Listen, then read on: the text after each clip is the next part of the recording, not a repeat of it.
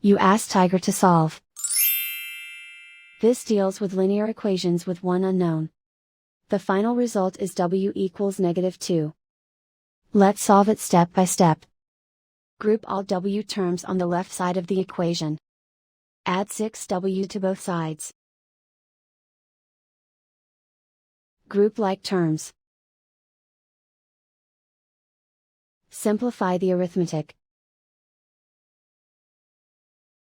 Group like terms. Simplify the arithmetic. Group all constants on the right side of the equation. Subtract 9 from both sides. Simplify the arithmetic.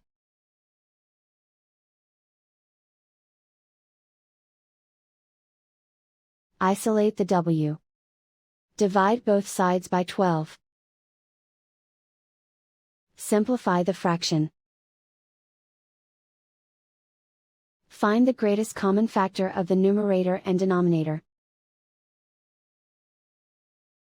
Factor out and cancel the greatest common factor. And so the final result is w equals -2.